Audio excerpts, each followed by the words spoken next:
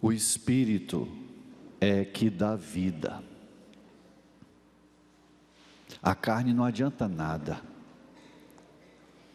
As palavras que vos falei são Espírito e vida. Mas entre vós há alguns que não creem.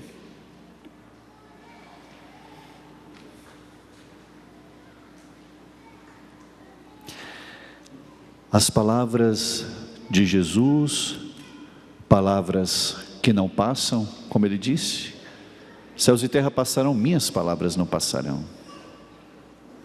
Suas palavras que são rochedo, quando escutadas e colocadas em prática, dão estabilidade, como ele disse, como aquele que constrói sua casa sobre a rocha e é açoitado pelos ventos, pelas tempestades, a casa não cai porque está construída sobre a rocha.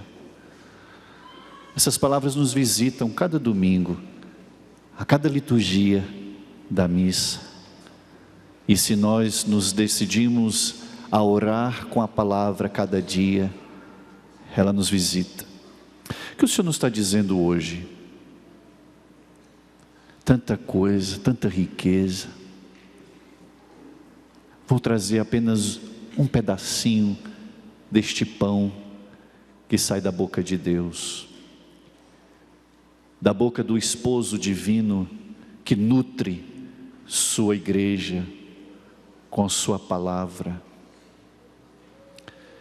O que Jesus quer dizer com o Espírito é que dá vida, a carne não adianta nada? Será um desprezo de Jesus pela carne? O que é essa carne?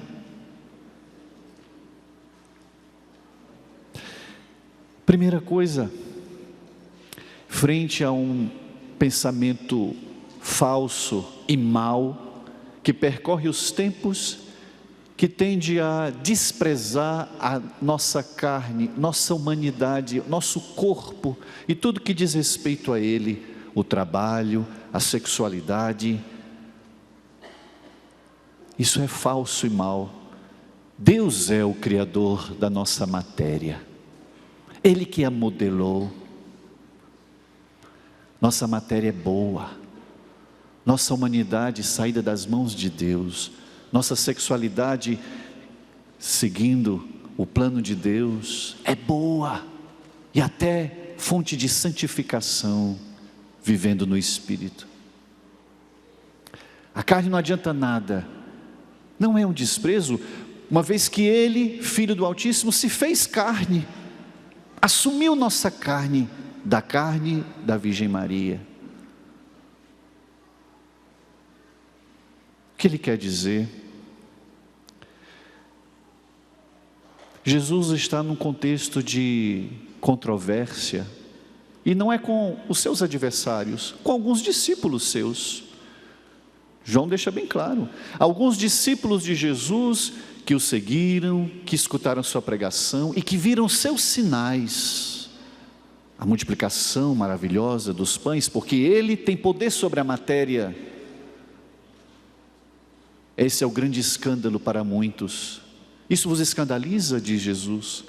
Ele age sobre a matéria, é capaz de transformar a água em vinho, é capaz de andar sobre as águas, porque a matéria está sob o seu domínio, porque Ele é homem e Deus. Mas nessa controvérsia são os próprios discípulos que seguiam Jesus, mas que em algum momento, quando Jesus quer aprofundar e levá-los mais profundo, para aprofundar a fé, para amadurecer a fé, quando explica o sinal da multiplicação dos pães, dizendo: eu sou o pão do céu, eu sou o pão da vida, quem come a carne, bebe meu sangue, tem a vida eterna, e eu ressuscitarei no último dia. Isso foge do esquema, da mentalidade, da compreensão dos seus discípulos. Por isso eles dizem: essa palavra é dura, quem pode aguentar isso? E a partir daquele momento não seguiram mais Jesus. Jesus diz, sabia que não acreditavam. Vê como nós podemos andar atrás de Jesus e até até querer bem a Jesus e confiar em Jesus e acreditar nos seus milagres, mas quando Ele fala algumas coisas, nós podemos muito facilmente rejeitar. Muitos queremos os atos de Jesus, as curas de Jesus, os sinais de Jesus, os prodígios de Jesus, mas não as palavras de Jesus. Mas são suas palavras que explicam os seus gestos. Não, Ele não é um rei que quer saciar toda a fome do mundo. Ele diz: esforçai-vos não pelo alimento que se perde, mas pelo alimento que permanece para a vida eterna. Eu sou o pão. Quando Jesus cura o cego, Ele não curou todos os cegos, mas quando Ele cura o cego é um sinal, e as suas palavras explicam o seu gesto. Eu sou a luz da vida, quem me segue não andará nas trevas, mas terá a luz da vida. Mas algumas palavras de Jesus são difíceis de ouvir, não porque elas são duras, mas porque o nosso coração está duro, porque a nossa mentalidade não se submete a uma palavra maior do que nós, a uma realidade maior do que nós. É isso que significa: a carne não adianta nada, ou seja, não podemos interpretar, compreender as palavras de Jesus e os seus gestos só a partir de nossa própria pobreza, de nossa humanidade, de nossa carne. Vê, quando Jesus pergunta aos discípulos: e vós quem dizeis que eu sou? E São Pedro responde: tu és o Cristo, filho do Deus vivo. Jesus diz a ele: tu és feliz, Simão, filho de Jonas, porque não foi a carne nem o sangue que te revelaram isso, mas o meu Pai que está nos céus. A nossa razão foi feita por Deus e para Deus, mas a nossa razão sem a luz da fé não alcança as obras, o significado, o sentido e as palavras de Jesus. Por isso que Ele disse, Ele acrescenta: é por isso que vos disse, ninguém pode vir a mim, a não ser que lhe seja concedido pelo Pai. Mas o Pai enviou Jesus para que nós o conhecêssemos. Como Jesus disse, ninguém viu o Pai. Aquele que vem da parte do Pai é que nos mostra o Pai. Ninguém conhece o Pai senão o Filho, aquele que um filho quiser revelar. O Pai quer que nós o conheçamos, e nós podemos conhecer por meio de Jesus, se abrimos a nossa mentalidade, se convertemos a nossa mentalidade. Olha o que São Paulo diz: não vos conformeis com o mundo, renovai vossa mentalidade, o vosso modo de julgar, para que possais compreender qual é a vontade de Deus, o que é justo, o que é digno, o que é perfeito. A palavra de Deus vem para mudar o nosso modo de pensar. Se nós interpretamos tudo segundo Deus, segundo nós mesmos, algumas palavras são duras.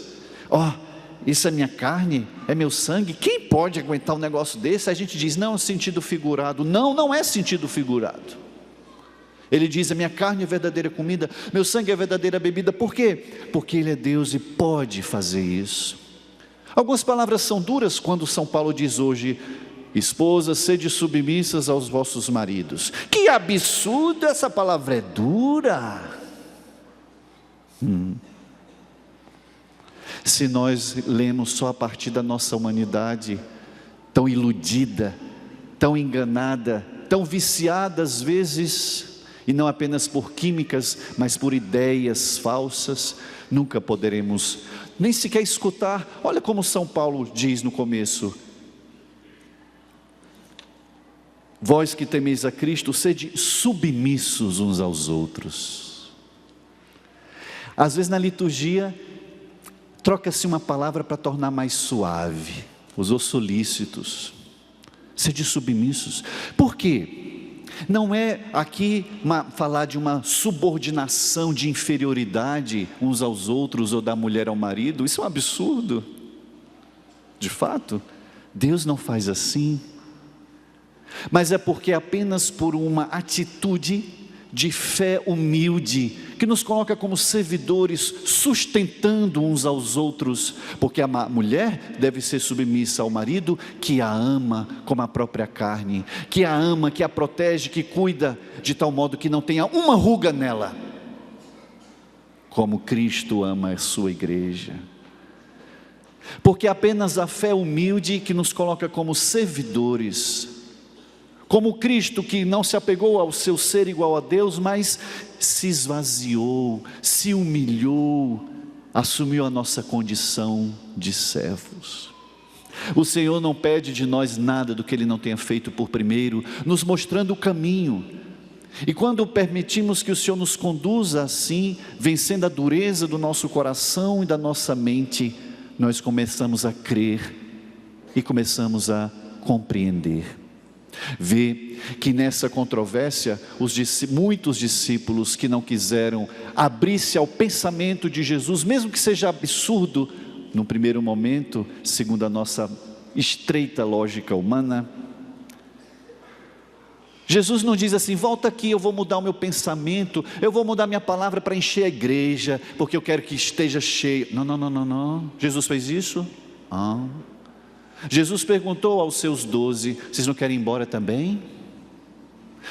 E diz João no seu evangelho, Jesus sabia muito bem quem acreditava, quem não acreditava e quem o haveria de trair. Jesus deu uma chance a Judas Iscariotes, já conhecendo o fechamento e a divisão do coração e a falsidade do coração de Judas, deu uma chance para ele ir embora e não fazer o mal que estava para fazer.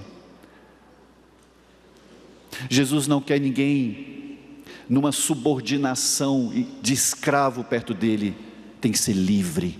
Tanto que ele diz: quem quiser me seguir, mas ele não suaviza o caminho para ficar mais fácil. Jesus nunca nos enganou, meus irmãos.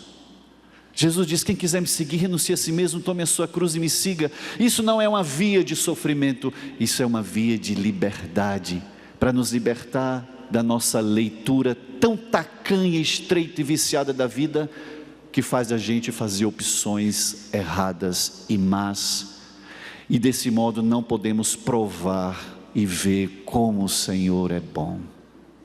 Hoje a liturgia nos convida a escolher o Senhor, e escolher mesmo quando não entendo, porque para entender antes eu preciso crer, como São Pedro diz: a quem iríamos, Senhor? Tu tens palavras de vida eterna. Nós cremos e sabemos.